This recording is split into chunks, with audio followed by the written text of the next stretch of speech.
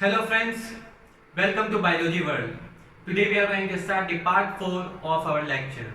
In today's lecture we are going to discuss about the cell envelope and its modification. Basically in the cell envelope we are going to study about the layers which are present around the cell and has a protective function. So let us start the explanation. So here I am drawing a cell. Let us consider this as a prokaryotic cell. So every prokaryotic cell, especially a bacterial cell, have a chemically complex cell envelope in which we found three tightly bound layers called the outermost glycocalyx, then the middle cell wall, and then the innermost plasma membrane. So let us consider this as a bacterial prokaryotic cell to be specific, but the concept is same for all the prokaryotic cell, but especially in the bacterial cell. So this is a bacterial cell. Now it will have an outermost layer called a glycocalyx,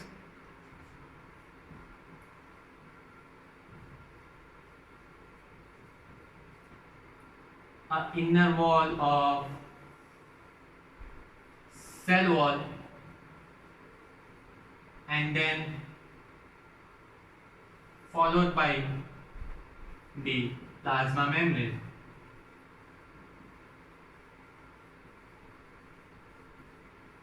So these three layers are tightly bound, and each layer has its own distinctive function, but together they appear as a single protective unit. Now let us study about each layer. So first layer is glycocalyx.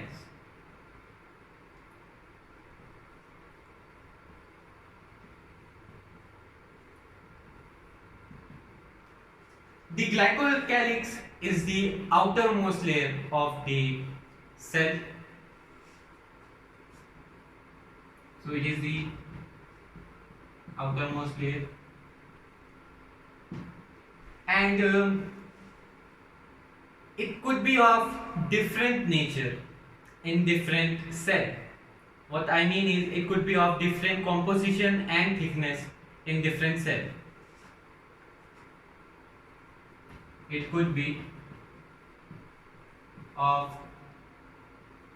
different composition and thickness in different cell.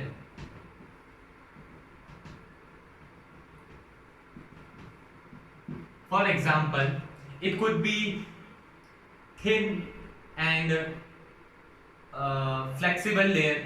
We call it as slime layer.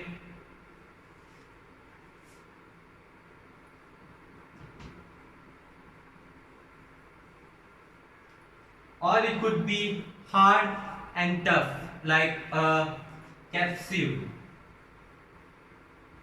So these are its two forms. Let me revise. What I say is the glycocalyx is the outermost layer, and it can be of different composition and thickness in different cell. For example, it could be a loose sheet form, in the form of a loose sheet, slimy in nature. We call that glycocalyx as a slime layer. Or it could be hard and tough. We call that slime layer as capsule. We call that glycocalyx as capsule. So let me write the condition. If it is slimy, or we can say, or loose sheet form, then the glycocalyx will be called as slime layer. If it would be tough and hard, The glycocalyx would be called as capsule and it would be tough and hard. Now let us discuss about the cell wall. So the cell wall plays a very important phenomena. It provides a very strong structural support to the cell and prevent it from collapsing and bursting, maintaining a state, and it also helps in providing a particular shape to the cell. So what is the shape of the cell is decided by the cell wall.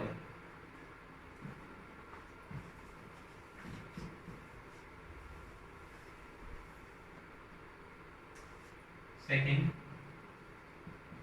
cell wall. So it maintains shape of the cell, then it provide strong structural support, and the last we can say is it prevent cell from collapsing and bursting. So it prevents cell from collapsing or bursting. For example, some extra fluid enter inside the cell. The cell will expand rather than bursting because of the flexible cell wall. And suppose if extra fluid is lost through the cell will not collapse and it will shrink because of the cell wall.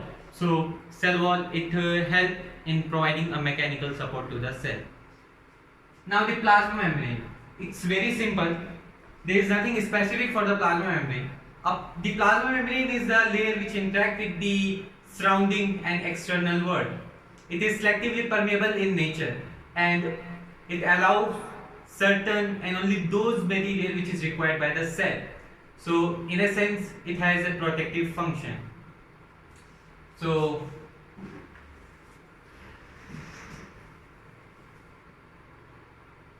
I say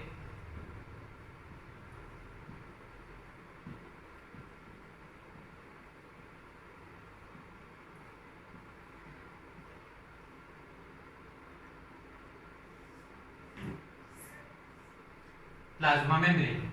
So first of all, it is selectively permeable in nature and it interact with the outside world. What do I mean is it by the sentence it interacts with the outside world is that any material which has to pass or which has to move inside the cell has to cross the plasma membrane. So it interacts with the outside world material to be specific. And since it is selectively permeable in nature, specific and needed material, that is the material which is needed, passes through it, and hence we can say it play a protective role. So it will prevent any bacteria, germs or any unwanted substance not to enter inside the cell. We can write this point, it prevents unwanted material to enter.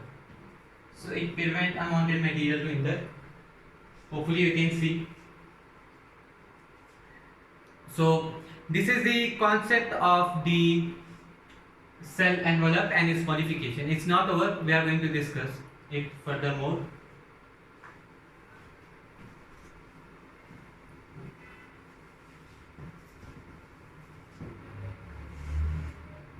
Now a bacterial cell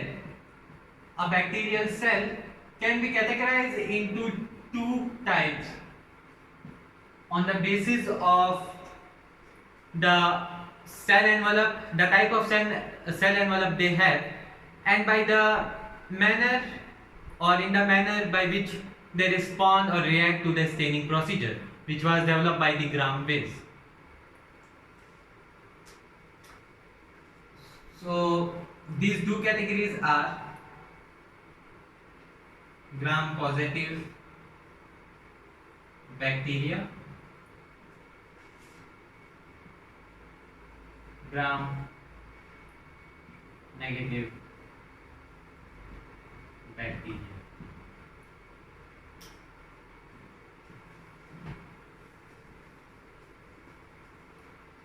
What I said, on the basis of two conditions, the plasma membrane can be categorized into two. First, on the basis of type of so what is the type of cell envelope, and second, the manner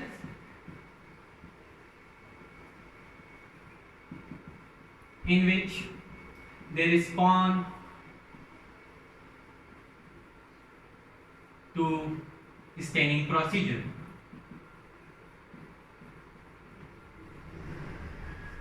So what do I mean by staining procedure is that there was a scientist called Gram-Wiss. Gram-Wiss was a scientist who performed an experiment called the staining procedure. In this, he took certain bacterial or certain organisms and he placed those organisms in certain staining or in certain color or fluid like substance. Now the bacteria which takes up those stain or color, he categorized those as the gram-positive bacteria, and those who does not take up the color, he categorized them as the gram-negative bacteria. The name of the scientist was Gram-Wiss, and he developed the staining procedure. So those who take up the color or stain are called as gram-positive bacteria. So they take up stain, and gram-negative bacteria, they do not respond to color and do not take up the stain.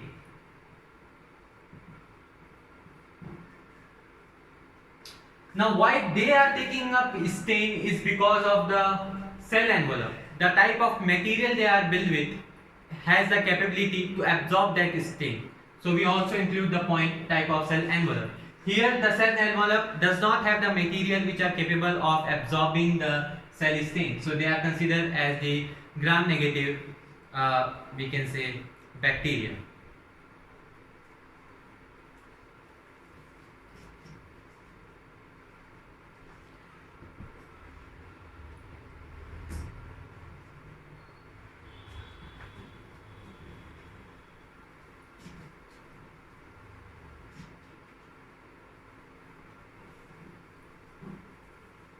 So in the last part, I said we are going to discuss about the mesosome. So mesosome is a part of cell envelope. So let us discuss about mesosome. As earlier I said that mesosome is the extension of the plasma membrane into the cell, or we can say the cytoplasm. Now this extension can be in the form of vesicles, it could be in the form of, you can say, tubules, or it can be in the form of lamellae.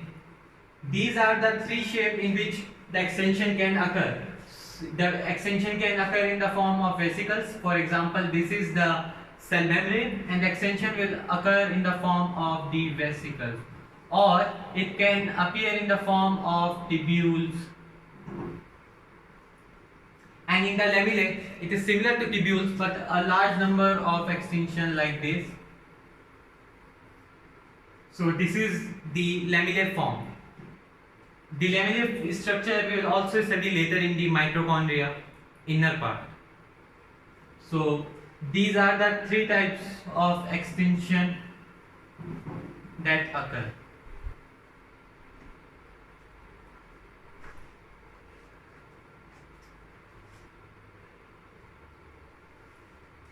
Now let us discuss the function of mesosome.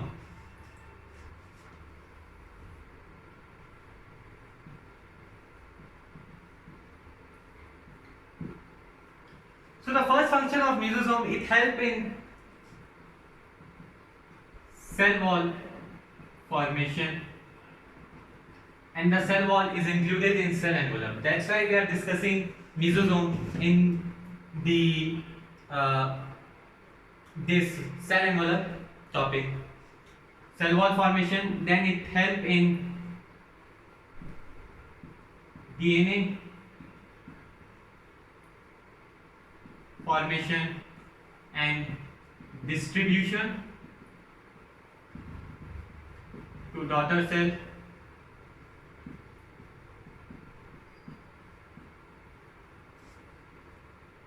It will help to increase the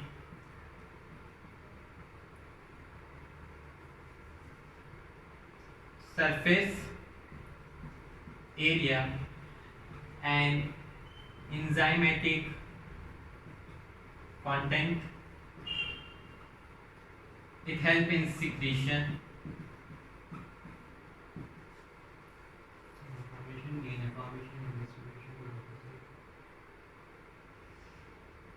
It also helps in respiration. So these are the functions of a mesosome. A mesosome helps the cell for the formation of cell wall. It helps in DNA formation and distribution of DNA to its daughter cell offsprings. It helps to increase the surface area and enzymatic content, the enzyme part of the cell, like cytoplasm. And it also performs certain excretion and secretion processes, and it helps in the respiration. Now, how does it help to increase the surface area?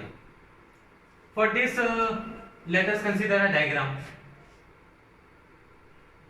So this is the, consider the plasma membrane, and this is the extension of mesosome. So plasma membrane extension, which we call mesosome. So my two arms, this and this, let us consider this as the plasma membrane, and this downward foldings, let us consider this as mesosome, this downward folding, which we can see here. Now if this downward folding somehow open like this, so we can say the surface area is increasing, right? We can say the surface area increase. So in this manner the surface area increase, it stretch and the surface area increases. Now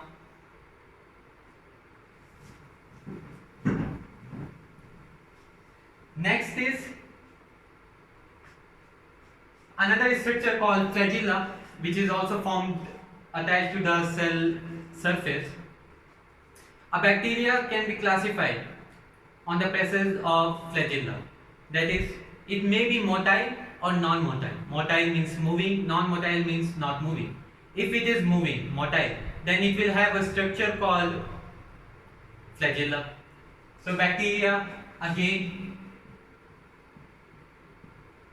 placed in two categories, motile and non-motile. So in the motile we can say flagella is present, here the flagella will be absent. Now flagella is a thread-like extension like this from the cell surface, and it extends from the cell surface. So flagella which extends from cell wall, to be specific. The flagella, it extends from this cell wall. Now a flagella, it have three parts. Let us draw a cell.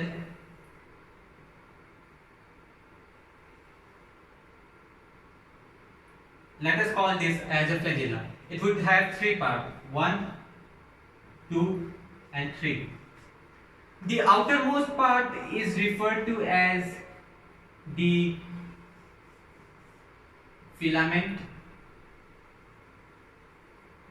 and the filament is the longest portion of the flagella. This next part is called as hook, and the last part which is attached to the surface of the cell is called as basal body. So this is the concept of flagella. Now two more structure similar to the flagella, they are extension from the cell surface called pili and fimbria are also present near the cell.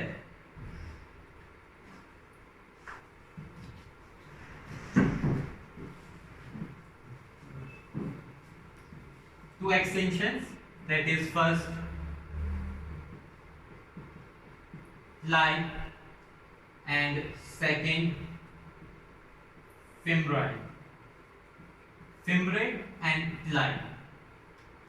But these two structures have nothing to involve in the movement or motion. The pili are the elongated tubular structure which help in the sexual reproduction to transfer the genetic material DNA. So we say that the pili, these are tubular structure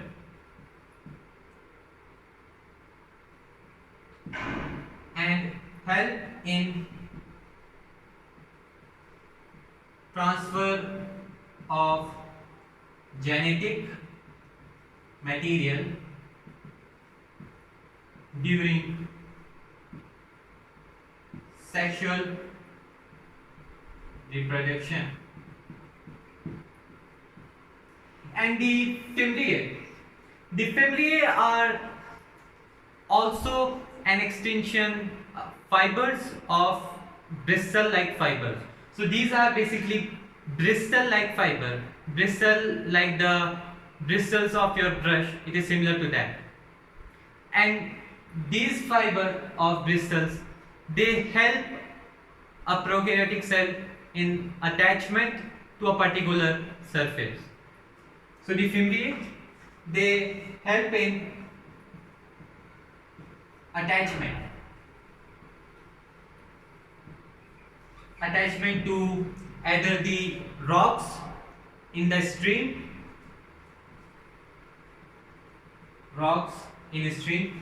and it also help attachment to host body, so it can obtain its food and any other material or during the sexual reproduction. So this is the main component through which a prokaryotic cell hold any other substance or attach to it, and so it does help in sexual reproduction to help and catching its partner by holding it. So this is the concept of the pilia and the fimbria, which are another two extensions. So this all we study in cell envelope.